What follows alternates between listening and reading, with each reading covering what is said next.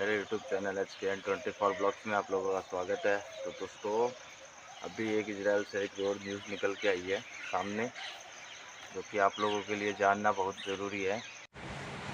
तो ये है ना, इजराइल का थर्ड राउंड का इंटरव्यू स्टार्ट होने वाला है, जो कि आप लोगों के लिए बहुत ही खुशखबरी की बात है, जो कि आजमगढ़ में होने वाला है। तो वहाँ पे लोग गए हुए हैं, तो मैं आपको उसका वीडियो दिखा रहा हूँ, तो आप लोग वीडियो को देखिए।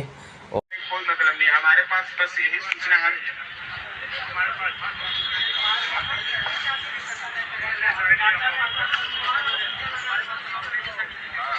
सुन लो क्या है स्टेप्स, एक बार और सुन लो। आप बाहर भी सटाया गया है। कम से कम आपका 3 साल का अनुभव होना चाहिए, ठीक है। आपको सामान्य अंग्रेजी का ज्ञान होना चाहिए, लिखना पढ़ना कुछ बोलना, ठीक है, होना चाहिए कि आप क्या लिखा है पढ़ सकते हैं। आयु सीमा 25 से 45 साल होना चाहिए। पासपोर्ट कम से कम 3 साल वैध हो। इसमें ये कहीं नहीं लिखा है कि आप अन्य देशों से लौटे हुए हैं, इससे कोई मतलब नहीं है। यहाँ पे मुहर लगा है कि नहीं, मुहर से क्या होता है, आप गए हो, वीजा चेक होता है। जो क्वेश्चन कर रहे हैं आप अरब गए हो, कहाँ गए हो, इससे हमें कोई मतलब नहीं। हमारे पास बस यही सूचना है।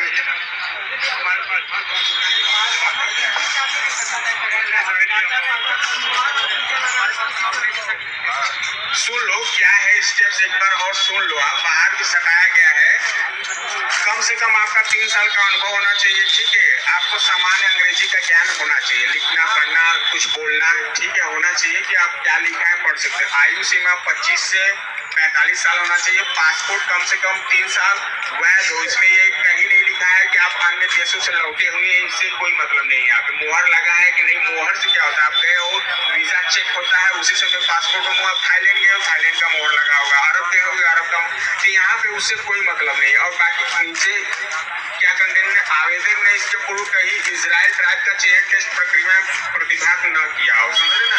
ये आप फ्रेश आए हो, फॉर्म भरे हो फ्रेश। ऐसा नहीं कि पता चला कि एक जगह से आप रिजेक्ट हो गए, दोबारा फिर आए हो तो भी आप फाइनल रिजेक्ट हो जाओगे। एक बार आप अगर ट्राइब में हो गए हो तो रिजेक्ट हो। इजराइल में आवेदक का कोई भी ब्लड रिलेशन नहीं होना चाहिए, आपका कोई सगे संबंधित ब्लड ग्रुप, समझ रहे हैं ना, कोई खूनी संबंध वाला आपका इजराइल देश में नहीं होना चाहिए, ये भी ध्यान दीजिएगा। देखिए, आप कोई इजराइल बहुत हाईली इंटेलिजेंस कंट्री है, ठीक है, आप भगा के नहीं जा सकते हो।